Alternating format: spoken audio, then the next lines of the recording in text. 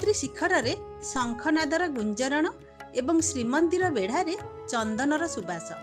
ବୈଶାଖ ମାସର ଏହି ପବିତ୍ର ଅକ୍ଷୟ ତୃତୀୟା ତିଥି କେବଳ ଏକ ପଞ୍ଜିକାର ତାରିଖ ନୁହେଁ, ବରଂ ଏହା ହେଉଛି ବିଶ୍ୱ ବ୍ରହ୍ମାଣ୍ଡର ନାଥ ଶ୍ରୀ ଜଗନ୍ନାଥଙ୍କ ଅପୂର୍ବ ମାନବୀୟ ଲୀଳାର ଶୁଭାରମ୍ଭ।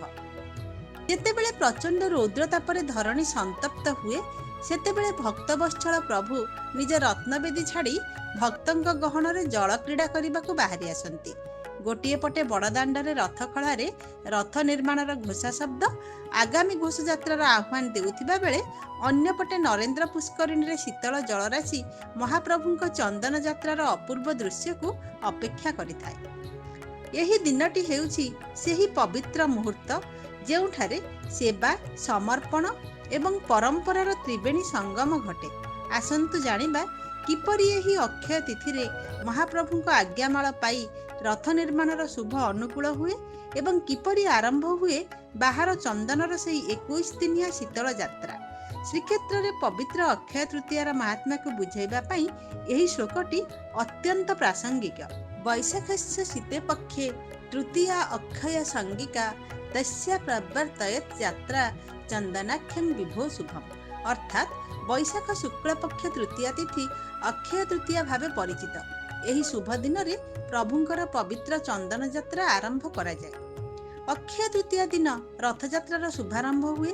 ମହାପ୍ରଭୁଙ୍କ ଶ୍ରୀଅଙ୍ଗରୁ ଆଜ୍ଞାମାଳ ପାଇବା ପରେ ଶ୍ରୀମନ୍ଦିର ପ୍ରଶାସନ ପକ୍ଷରୁ ରଥଖଳାରେ 3 ରଥର କାଠ ଅନୁକୂଳ କରାଯାଏ। ବିଶ୍ୱକର୍ମା ମହାରଣାମାନେ ସୁନା କୁରାଢ଼ୀ ସ୍ପର୍ଶ କରି ରଥ ନିର୍ମାଣର ପବିତ୍ର ସଂକଳ୍ପ ନିଅନ୍ତି। ଗ୍ରୀଷ୍ମ ତାପରୁ ମହାପ୍ରଭୁଙ୍କୁ ରକ୍ଷା କରିବା ପାଇଁ ଏହି ଦିନଠାରୁ 21 ଦିନିଆ ବାହାର ଚନ୍ଦନ ଯାତ୍ରା ଆରମ୍ଭ ହୁଏ। ଶ୍ରୀ ବିଗ୍ରହମାନଙ୍କ ଶ୍ରୀଅଙ୍ଗରେ ସର୍ବାଙ୍ଗ ଚନ୍ଦନ ଲେପନ କରାଯାଇ ଚନ୍ଦନ ଲାଗି ବେଶ କରାଯାଏ, ଯାହା ଭକ୍ତଙ୍କ ପାଇଁ ଏକ ଦିବ୍ୟ ଦର୍ଶନ। ମହାପ୍ରଭୁଙ୍କର ଚଳନ୍ତି ପ୍ରତିମା ମଦନ ମୋହନ, ଭୂଦେବୀ, ଶ୍ରୀଦେବୀ ଓ ପଞ୍ଚୁ ପାଣ୍ଡବ ଶିବ ବିମାନରେ ବିଜେ କରି ନରେନ୍ଦ୍ର ପୁଷ୍କରିଣୀକୁ ଯାଆନ୍ତି। ସେଠାରେ ସୁସଜ୍ଜିତ ନନ୍ଦା ଓ ଭଦ୍ରା ନୌକାରେ ପ୍ରଭୁ ଚାପ ଖେଳନ୍ତି। ସୁବାସିତ ଜଳ ଓ ଚନ୍ଦନର ମିଶ୍ରଣରେ ପ୍ରଭୁଙ୍କର ଏହି ମାନବୀୟ ଲୀଳା ଅତ୍ୟନ୍ତ ମନୋରମ। ମାନ୍ୟତା ଅଛି ଯେ ଏହି ଦିନ ଯେଉଁ କାର୍ଯ୍ୟ ଆରମ୍ଭ ହୁଏ ତାହା ଅକ୍ଷୟ ହୋଇ ରହେ। ତେଣୁ ରଥ ନିର୍ମାଣ ପରି ମହତ୍ କାର୍ଯ୍ୟ ପାଇଁ ଏହି ଦିନଟି ସର୍ବଶ୍ରେଷ୍ଠ। ଜୟ ଜଗନ୍ନାଥ।